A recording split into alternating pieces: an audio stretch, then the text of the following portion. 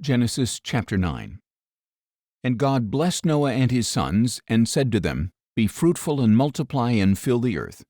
The fear and dread of you will fall on every living creature on the earth, every bird of the air, every creature that crawls on the ground, and all the fish of the sea. They are delivered into your hand. Everything that lives and moves will be food for you. Just as I gave you the green plants, I now give you all things. But you must not eat meat with its lifeblood still in it. And surely I will require the life of any man or beast by whose hand your lifeblood is shed. I will demand an accounting from anyone who takes the life of his fellow man. Whoever sheds the blood of man, by man his blood will be shed, for in his own image God has made mankind. But as for you, be fruitful and multiply, spread out across the earth and multiply upon it. Then God said to Noah and his sons with him, Behold, I now establish my covenant with you and your descendants after you, and with every living creature that was with you, the birds, the livestock, and every beast of the earth, every living thing that came out of the ark. And I establish my covenant with you. Never again will all life be cut off by the waters of a flood. Never again will there be a flood to destroy the earth. And God said, This is the sign of the covenant I am making between me and you and every living creature with you, a covenant for all generations to come. I have set my rainbow in the clouds, and it will be a sign of the covenant between me and the earth. Whenever I form clouds over the earth and the rainbow appears in the clouds, I will remember my covenant between me and you and every living creature of every kind. Never again will the waters become a flood to destroy all life. And whenever the rainbow appears in the clouds, I will see it and remember the everlasting covenant between God and every living creature of every kind that is on the earth. So God said to Noah, This is the sign of the covenant that I have established between me and every creature on the earth. The sons of Noah who came out of the ark were Shem, Ham, and Japheth, and Ham was the father of Canaan. These three were the sons of Noah, and from them the whole earth was populated. Now Noah, a man of the soil, proceeded to plant a vineyard, and when he drank some of its wine he became drunk and uncovered himself inside his tent. And Ham, the father of Canaan, saw his father's nakedness and told his two brothers outside. Then Shem and Japheth took a garment and placed it across their shoulders, and walking backward they covered their father's nakedness. Their faces were turned away so that they did not see their father's nakedness. When Noah awoke from his drunkenness and learned what his youngest son had done to him, he said, Cursed be Canaan, a servant of servants shall he be to his brothers. He also declared, Blessed be the Lord, the God of Shem. May Canaan be the servant of Shem. May God expand the territory of Japheth. May he dwell in the tents of Shem, and may Canaan be his servant. After the flood, Noah lived 350 years. So Noah lived a total of 950 years, and then he died. Genesis chapter 10. This is the account of Noah's sons, Shem, Ham, and Japheth, who also had sons after the flood. The sons of Japheth: Gomer, Magog, Madai, Javan, Tubal, Meshech, and Tyrus. The sons of Gomer: Ashkenaz, Riphath, and Togarmah. And the sons of Javan: Elisha, Tarshish, the Kittites, and the Rodanites. From these the maritime peoples separated into their territories according to their languages by clans within their nations. The sons of Ham: Cush, Mizraim, Put, and Canaan. The sons of Cush: Seba, Havilah, Sabta, Raamah, and Sabteka. And the sons of Raamah: Sheba and Dedan. Cush was the father of Nimrod, who began to be a mighty one on the earth. He was a mighty hunter before the Lord, so it is said, like Nimrod, a mighty hunter before the Lord. His kingdom began in Babylon, Erech, Akkad, and Calneh, in the land of Shinar. From that land he went forth into Assyria, where he built Nineveh, Rehoboth-ir, Calah, and Resen, which is between Nineveh and the great city of Calah.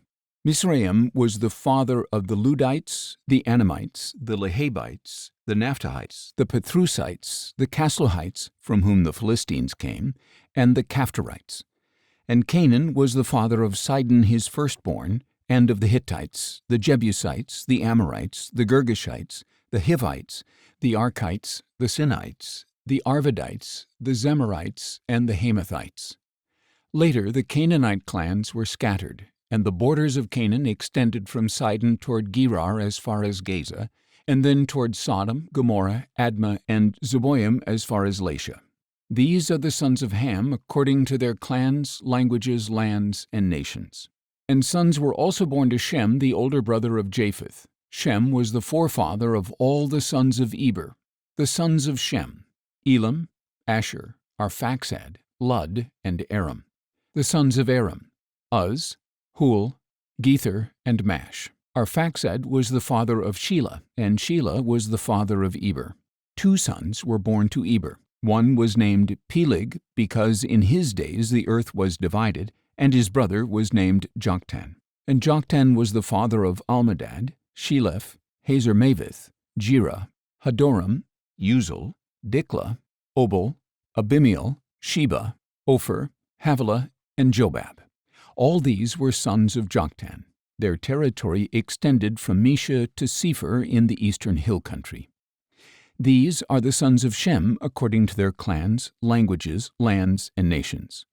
All these are the clans of Noah's sons according to their generations and nations. From these the nations of the earth spread out after the flood. Psalms. Psalm 11. For the choirmaster, of David. In the Lord I take refuge. How then can you say to me, Flee like a bird to your mountain? For behold, the wicked bend their bows, they set their arrow on the string to shoot from the shadows at the upright in heart. If the foundations are destroyed, what can the righteous do? The Lord is in his holy temple, the Lord is on his heavenly throne. His eyes are watching closely, they examine the sons of men. The Lord tests the righteous and the wicked, his soul hates the lover of violence. On the wicked he will rain down fiery coals and sulfur. A scorching wind will be their portion. For the Lord is righteous. He loves justice. The upright will see his face. Psalms. Psalm 12. For the choirmaster, according to Sheminith, a psalm of David. Help, O Lord, for the godly are no more. The faithful have vanished from among men. They lie to one another. They speak with flattering lips and a double heart. May the Lord cut off all flattering lips and every boastful tongue. They say, With our tongues we will prevail. We own our lips. Who can be our master? For the cause of the oppressed and for the groaning of the needy I will now arise, says the Lord. I will bring safety to him who yearns. The words of the Lord are flawless, like silver refined in a furnace, like gold purified sevenfold. You, O Lord, will keep us. You will forever guard us from this generation. The wicked wander freely, and vileness is exalted among men. Psalms. Psalm 13. For the choirmaster, a psalm of David. How long, O Lord, will you forget me forever? How long will you hide your face from me? How long must I wrestle in my soul with sorrow in my heart each day? How long will my enemy dominate me? Consider me and respond, O Lord my God. Give light to my eyes, lest I sleep in death, lest my enemy say, I have overcome him, and my foes rejoice when I fall. But I have trusted in your loving devotion. My heart will rejoice in your salvation. I will sing to the Lord, for he has been good to me. Matthew chapter 7. Do not judge, or you will be judged. For with the same judgment you pronounce, you will be judged, and with the measure you use, it will be measured to you. Why do you look at the speck in your brother's eye, but fail to notice the beam in your own eye? How can you say to your brother, Let me take the speck out of your eye, while there is still a beam in your own eye? You hypocrite, first take the beam out of your own eye, and then you will see clearly to remove the speck from your brother's eye. Do not give dogs what is holy. Do not throw your pearls before swine. If you do, they may trample them under their feet and then turn and tear you to pieces. Ask, and it will be given to you. Seek, and you will find. Knock, and the door will be opened to you. For everyone who asks receives, he who seeks finds, and to him who knocks the door will be open. Which of you, if his son asks for bread, will give him a stone? Or if he asks for a fish, will give him a snake? So, if you who are evil know how to give good gifts to your children, how much more will your Father in heaven give good things to those who ask him? In everything, then, do to others as you would have them do to you, for this is the essence of the law and the prophets. Enter through the narrow gate, for wide is the gate and broad is the way that leads to destruction, and many enter through it. But small is the gate and narrow the way that leads to life, and only a few find it. Beware of false prophets. They come to you in sheep's clothing, but inwardly they are ravenous wolves. By their fruit you will recognize them. Are grapes gathered from thorn bushes, or figs from thistles? Likewise, every good tree bears good fruit, but a bad tree bears bad fruit. A good tree cannot bear bad fruit, and a bad tree cannot bear good fruit. Every tree that does not bear good fruit is cut down and thrown into the fire.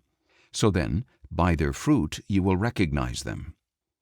Not everyone who says to me, Lord, Lord, will enter the kingdom of heaven, but only he who does the will of my Father in heaven.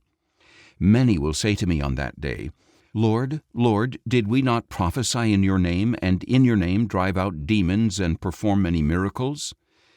Then I will tell them plainly, I never knew you. Depart from me, you workers of lawlessness. Therefore, everyone who hears these words of mine and acts on them is like a wise man who built his house on the rock. The rain fell, the torrents raged, and the winds blew and beat against that house, yet it did not fall because its foundation was on the rock. But everyone who hears these words of mine and does not act on them is like a foolish man who built his house on sand. The rain fell, the torrents raged, and the winds blew and beat against that house, and it fell, and great was its collapse. When Jesus had finished saying these things, the crowds were astonished at his teaching, because he taught as one who had authority, and not as their scribes.